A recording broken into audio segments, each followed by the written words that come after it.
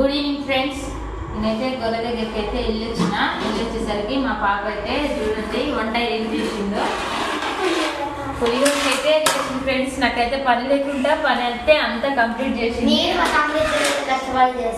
ఈ పాపనే చేసింది. ఎంత చేసినావురా?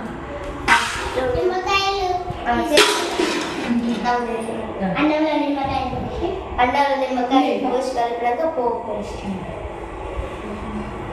ఫ్రెండ్స్ ఎట్లా చేసిందో నేను కూడా ఒకసారి టేస్ట్ చేస్తా.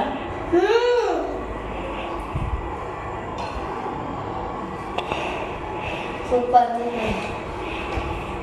చాలా బాగుంది ఫ్రెండ్స్.